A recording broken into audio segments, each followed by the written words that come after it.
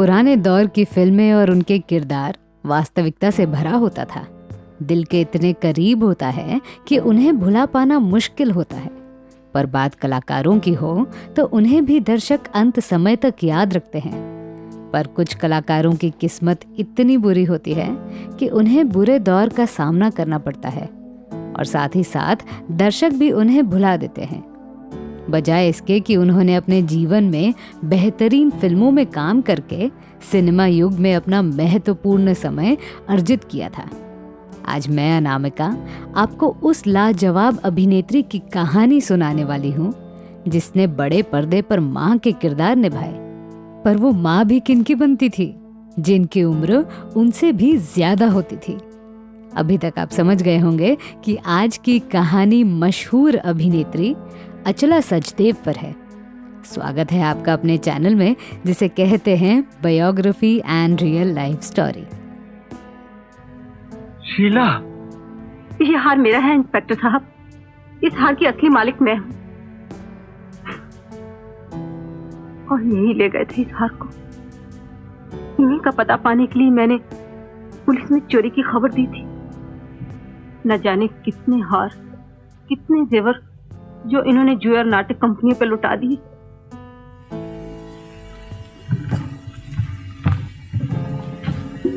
शीला, आप इन्हें छोड़ दीजिए इंस्पेक्टर साहब।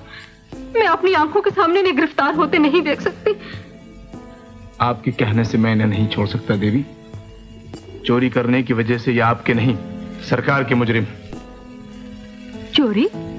कैसी चोरी? किस बात की चोरी? ये हार तो इन्हीं का है इंस्पेक्टर साहब। ये मेरे पति हैं। अचला जी के पर्सनल जीवन की कहानी आज शायद ही कोई जानता हो, पर कुछ लोगों का कहना है कि वो अविभाजित भारत के पेशावर से ताल्लुक रखती थी। उसी शहर में 3 मई 1920 को उनका जन्म हुआ था। पर जब वो छोटी थी तब उनके पिताजी का देहांत हो गया। उस दौरान उनकी 3 बड़ी बहनें भी थीं। पिताजी के गुजर जाने के बाद उन्हें मुश्किल दौर का सामना करना पड़ा, पर फिर भी उन्हें उच्च शिक्षण मिला और बड़े ही कम उम्र में उन्होंने काम करना शुरू कर दिया। 40 का दशक रेडियो के लिए बड़ा फेमस रहा और इसी जमाने में उन्हें रेडियो में बतौर एंकर काम मिला। कहा जाता है कि वो अपने जमाने की मशहूर उद्घोषिका रहीं। उनकी आवाज घर घर में गूंजने लगी थी। बंटवारे के बाद अचला अपने परिवार के साथ भारत आ गई और दिल्ली रेडियो में काम करने लगी। यहीं रहकर उन्होंने अपना फिल्मी जीवन आरंभ किया। पर उसके पहले अचला जी रेडियो पर टॉक शोज किया करती थी। इन शोज के बदौलत उनकी मुलाकात फिल्मकारों से होने लगी और इसी वजह से उनका रिश्ता फिल्म जगत से जुड़ गया। अचला सचदेव के लिए हमेशा कहा जाता है कि उन्होंने 30वें उम्र के बीच फिल्म जगत में प्रवेश किया, पर बड़े ही कम अवधि में उन्होंने सफलता के सितारे देखे। बहन और बीवी के किरदार निभाते हुए देखते देखते उन्हें स्टार माँ का दर्जा मिलने लगा। निरूपा रॉय से भी पहले इन्होंने माँ के किरदार निभाए थे। और साथ ही साथ ये भी बता दूं कि उन्होंने शुरुआत से ही माँ के रोल निभाना शुरू किया था। दिल्ली में रेडियो उद्घोषिका का काम करते वक्त उन्हें पहली फिल्म ऑफर हुई। 1950 में रिलीज हुई उस फिल्म का नाम था दिलरुबा। अपने पहले ही फिल्म में अचला सचदेव ने माँ का किरदार निभाया था, जहां मशहूर अभिनेता देव आनंद उनके बड़े भाई बने थे। इस फिल्म में छोटा रोल होते हुए भी अचला सचदेव की किस्मत ने उड़ान भरी। पर उनके जीवन में ऐसा भी दौर आया जहां उन्हें अपने से बड़े उम्र के हीरो की मां बनने का भी मौका मिला, क्योंकि 1950 के साल से ही उन पर टाइपकास्ट का लेबल लग चुका था। बड़े पर्दे पर अचला सचदेव ने अभिनेता राज कपूर और सुनील दत्त की मां का किरदार सबसे ज्यादा बार निभाया था। उनके फिल्मोग्राफी में लगभग 250 फिल्मों का समावेश है। 1952 की मां और राही, 1953 की फुटपाथ, 1954 की चांदनी चौक और नौकरी, आज़ाद 1955, मिस मैरी 1957 और 1958 की अदालत।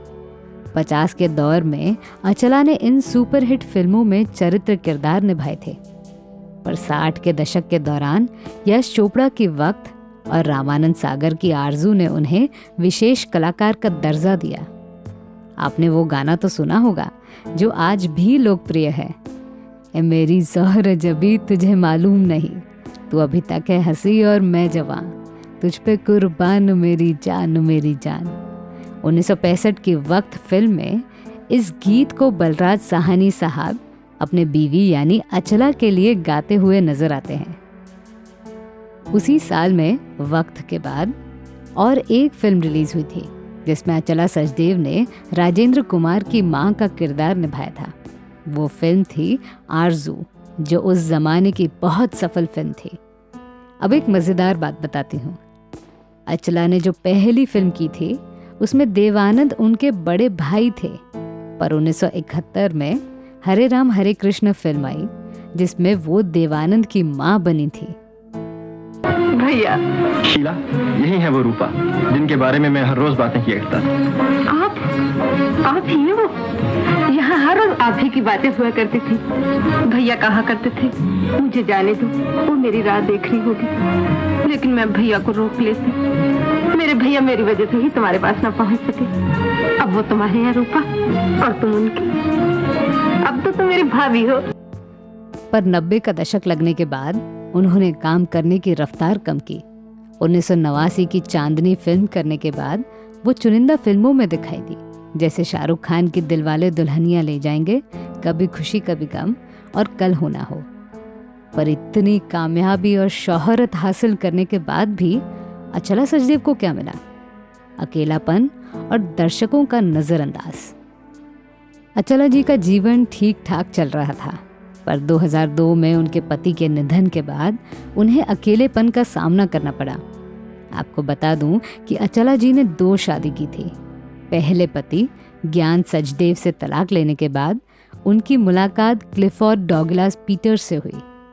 दरअसल यश चोपड़ा की फिल्म के शूटिंग के दौरान दोनों की मुलाकात हुई थी और ये मुलाकात शादी में तब्दील हो गई। दोनों को एक बेटा भी है जिसका नाम ज्योतिन है। असल में क्लिफोर्ड का व्यापार पुणे में था, इसीलिए अचला अपने पति के साथ पुणे रहने लगी थी। पर 2002 में उनके पति का निधन हो गया और अचला अचानक से अकेली पड़ गई। इतिहासकार बताते हैं कि अपने अंत समय में वो अकेली ही थी, पर कुछ पत्रकारों का मानना है कि ज्योतिन अचला के साथ था। 9 साल तक अकेले रहने के बाद 30 अप्रैल 2012 को उन्होंने आखिरी सांस ली, पर उसके पहले 11 सितंबर 2011 के बाद से ही वो अपने जीवन से जूझ रही थी। दरअसल एक रात पानी पीने के लिए वो किचन में आई, जहां वो फिसल गई और जख्मी हो गई। उसके बाद उन्हें हॉस्पिटल लाया गया और देखते ही देखते लकवा के कारण उनकी जान चली गई। उस दौरान वो 91 साल की थी। अपने जीवन काल में उन्होंने जो भी दौलत हासिल की थी वो सभी एनजीओ में चली गई और इस तरह से अचला सचदेव की कहानी खत्म हुई। तो मैं थी आपकी अनामिका। मेरी सुनाई हुई कहानी आपको कैसी लगी ये हमें कमेंट सेक्शन में ज़रूर बताइएगा और हमारे channel biography and real life stories को सब्सक्राइब करना न भूलें। नमस्कार।